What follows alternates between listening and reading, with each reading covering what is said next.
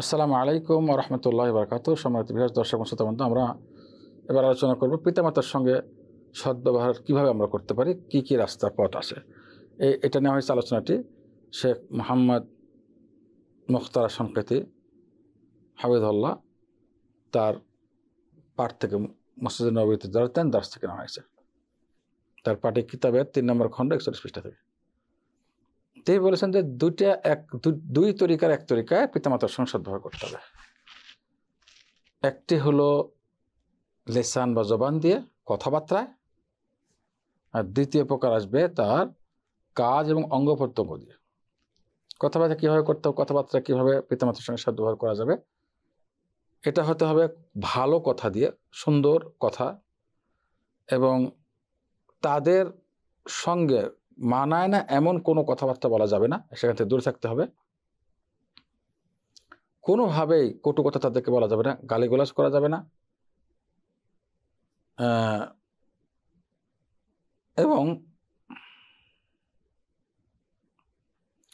তাদেরকে ডাকার সময় সর্বোচ্চ সুন্দর উপাধি বা নাম দিয়ে ডাকবেন, অর্থাৎ তাদের পছন্দের, সবচেয়ে পছন্দের উপাধি বা নাম দিয়ে তাদেরকে ডাকবেন।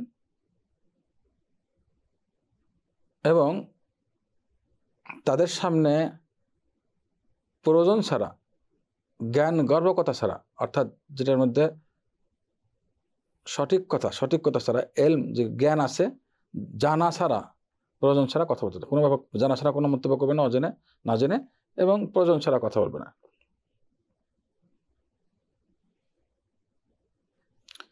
যদি তাদের সঙ্গে থাকে লং টাইম, তাহলে আদব সহকারে কথা বলবে, নরম ভাষায় কথা বলবে, বিনয়ের সাথে কথা বলবে। আর এটা আল্লাহ তাআলার হুকুম, বিধান, আল্লাহ তাআলার নির্দেশনা, কোরআনের বিধান। আল্লাহ তাআলা কোরআনে বলেছে সূরা ইসরার 23 এবং 24 নম্বর আয়াতে, ওয়া ইম্মা ইয়াবলুগান্না ইনদাকাল কিবারা আহাদুহুমা আও কিলাহুমা ফালা তাকুল লাহুমা উফফিন ওয়া লা তানহারহুমা ওয়া কুল লাহুমা কাওলান কারীমা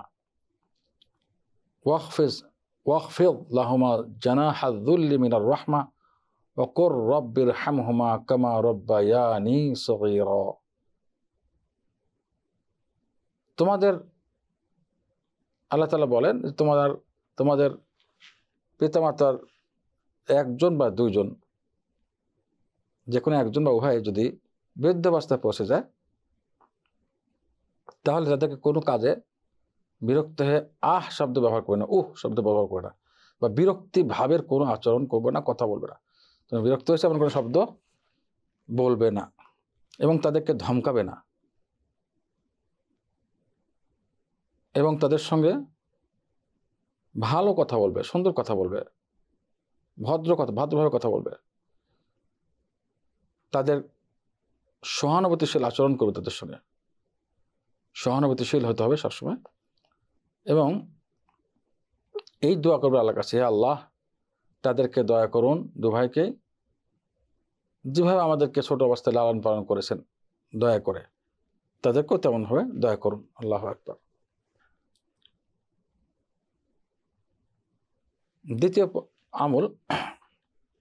দ্বিতীয় প্রকার তাদের সঙ্গে ইহসান বা তাদের সদ্ব্যবহারের দ্বিতীয় প্রকার হলো কাজে এবং অঙ্গ প্রত্যঙ্গ দিয়ে। আর তা হতে হবে লম্বা টাইম তাদের সঙ্গে সংস্পর্শে থেকে হতে হবে, তাদের সঙ্গেই থাকতে হবে লং টাইম। আর তাদের জন্য খরচ করতে হবে, টাকা পয়সার প্রয়োজন, তাদের সকল ব্যাপার সহজ করে দিতে হবে, তাদের সকল প্রয়োজন মেটাতে হবে। তাদের অনুমতি ছাড়া কোনো সন্তানের জন্যই জায়েজ নাই যে সফর করে, তাদের অনুমতি ছাড়া সফর করবে না।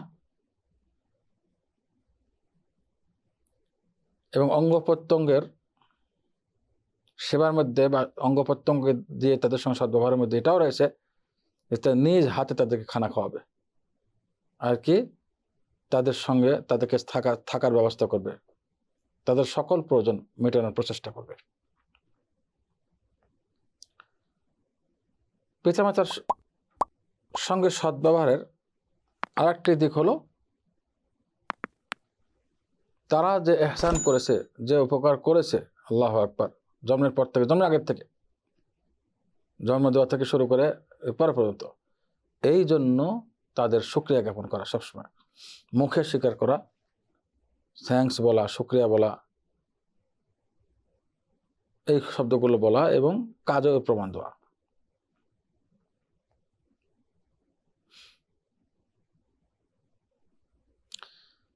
তাদের যারা বিশেষ মানুষ রয়েছে, পরিচিত বন্ধুবান্ধব, আত্মীয় স্বজন, তাদের সঙ্গেও সদ্ব্যবহার করা এবং তাদের জন্য তাদের উপকার করা, উপকার আসা।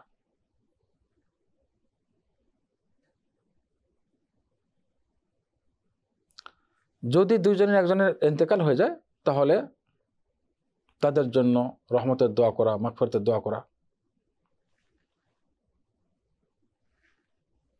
এবং তাদের সঙ্গে সদ্ব্যবহারের শুধুমাত্র মৃত্যুর দ্বারা শেষ হবে না, বরঞ্চ মৃত্যুর পরেও সদ্ব্যবহার করতে হবে। আর তা বেশি বেশি দোয়া এবং ইস্তেগফারের মাধ্যমে, সবসময়ের জন্য তাদের জন্য কন্টিনিউয়াসলি দোয়া এবং ইস্তেগফারের মাধ্যমে। আল্লাহ তাআলা বলেন, নূহ আলাইহিস সালামের কথা নকল করেছেন, রব্বিগফিরলি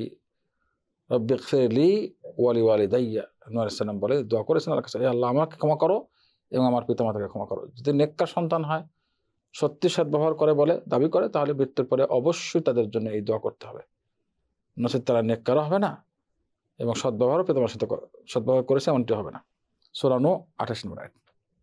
রাসূলুল্লাহ সাল্লাল্লাহু আলাইহি ওয়াসাল্লাম বলেন, যদি মানুষ মারা যায় তাহলে তার সমস্ত আমল বন্ধ হয়ে যায় 4টি আমল ছাড়া। একটি হলো সাদকা জারিয়া, অর্থাৎ এমন সদকা করা যার ফল জারি থাকে, বৃক্ষরোপণ করে দেওয়া, ফলের বৃক্ষ বিশেষ করে, মুসাফিরখানা করে দেওয়া, মসজিদ করে দেওয়া, মাদ্রাসা করে দেওয়া, এই জনকল্যাণমূলক অন্যান্য কাজ যেগুলো স্থায়ী কাজ সেমন কাজ করে দেওয়া, বৃক্ষরোপণ হতে পারে বললাম, রাস্তা করে দেওয়া, যদি পানির ব্যবস্থা না থাকে পানির ব্যবস্থা করে দেওয়া, পুকুরের ব্যবস্থা করে দেওয়া ইত্যাদি। 2 নম্বর, এমন এলম রেখে গেছে সে মৃত ব্যক্তি যে এলমের দ্বারা মানুষ উপকৃত হয়। 3 নম্বর, নেককার সন্তান যে রেখে গেছে, যে সন্তান তার জন্য দোয়া করে। আল্লাহু আকবার। তাহলে সন্তান, নেককার সন্তানের জন্য ওয়ালাদুন সালেহ, শর্ত হলে সে দোয়া করবে পিতামাতার জন্য, আর নেককার হলে তো অবশ্যই দোয়া করবে। আলোচনাগুলো দুরাল মুনকাত কিতাব থেকে নেওয়া হয়েছে, নাজাতুন নাঈম কিতাব থেকে নেওয়া হয়েছে। 4 নম্বর, পিতামাতার সঙ্গে সদ্ব্যবহারের একটা দিক হলো কথাবার্তা এবং কাজে তো করবে, এটা আমি আগে বলেছি, তাদের সঙ্গে উঠা বসায় সদ্ব্যবহার করবে এবং তাদের আনুগত্যে, সমর্থ অনুসারে তাদের আনুগত্য করতে হবে। তাদের সঙ্গে জীবনযাপনে সদ্ব্যবহার এবং পুরো জীবনযাপনে এবং আনুগত্যে সমর্থ অনুসারে আনুগত্য করতে হবে, না হলে সদ্ব্যবহার হবে না। তবে গুনার কাজে তাদের আনুগত্য করা যাবে, যেখানে পাপ সে কথাগুলো শোনা যাবে না। আর এটা হলো সবচেয়ে বড় আনুগত্য, তাদের জন্য উপকার, সবচেয়ে বড় তাদের সদ্ব্যবহার, যে কথাটা বলা, আনুগত্য করা সমর্থ অনুসারে এবং তাদের সংস্পর্শ সঙ্গে থাকা, আনুগত্য করা সমর্থ অনুসারে। গুনার কাজে তাদের কি করা যাবে না, আনুগত্য করা যাবে না, কারণ গুনার কাজে আনুগত্য করলে তারাও শাস্তির ভোগ করবে। এটাই হলো সবচেয়ে উত্তম সদ্ব্যবহার, যে ভালো কাজে আনুগত্য করা এবং গুনার কাজে না করা। তাদের সদ্ব্যবহারের দ্বারা জান্নাত প্রবেশ করবে মানুষ, সন্তানরা, এবং আল্লাহ তাআলাকে রাজিও করতে হবে। এটার পক্ষে একটি হাদিস, মহানবী সাল্লাল্লাহু আলাইহি সাল্লাম, সহিহ মুসলিমের হাদিস নাম্বার 85, মহানবী সাল্লাল্লাহু আলাইহি সাল্লাম কে একজন সাহাবী জিজ্ঞাসা করলেন, হে আল্লাহ রাসূল, হে আল্লাহর নবী, সবচেয়ে কোন আমল জান্নাতে নিয়ে যায়, অর্থাৎ জান্নাতে যাওয়ার সবচেয়ে কাছের আমল কোনটি? তখন বললেন যে সময় মতো সালাত আদায় করা। তিনি প্রশ্ন করেন, এরপরে কি হে আল্লাহর নবী? বললেন পিতামাতার সঙ্গে সদ্ব্যবহার করা। তারপরে বললেন যে এরপরে কি? তিনি বললেন যে আল্লাহর রাস্তায় জিহাদ করা। এই কথাগুলো প্রথম পর্বে গেছে। কিছু পয়েন্ট বলা উচিত এখানে। আমাদের এই বাচ্চারা, প্রত্যেক ঘরে বাচ্চা আছে, বিশেষ করে ছেলে সন্তানরা কথায় কথায় পিতামাতার সঙ্গে রাগারাগি করে, ঝগড়া করে, এবং মেয়েরাও করে, তো একটু কম আর বেশি, ছেলেরা বেশি করে। কোনো কথা বললে শোনে না, এখন বললে পরে শোনে, ডাকলে কাছে যাচ্ছে না। এগুলো সব নিষিদ্ধ কাজ, পিতামাতার সঙ্গে সদ্ব্যবহারের বিপরীত কাজ, সদ্ব্যবহার না করার প্রমাণ এগুলো। এগুলো কখনো করা যাবে না। বরঞ্চ ডাক দিলে সমস্ত কাজ রেখে, পিতামাতা যদি আহ্বান করে তাদের কাজের জন্য, সমস্ত কাজ রেখে তাদেরকে দূরে আসতে হবে, সব কাজ রেখে। এমনকি যদি নফল সালাতেও থাকে, সালাত ভেঙে চলে আসবে, এটাই মশালা। স্ত্রীদের ব্যাপারে তাই, পরবর্তীতে এই সালাতটা আবার আদায় করবে। আর যদি তা না করে, তাড়াতাড়ি করে সালাত কমপ্লিট করে কি করবে, পিতামাতার ডাকে সাড়া দেবে এবং এসে বলবে, ক্ষমা চাইবে যে আমি লেট করেছি, সালাতে ছিলাম।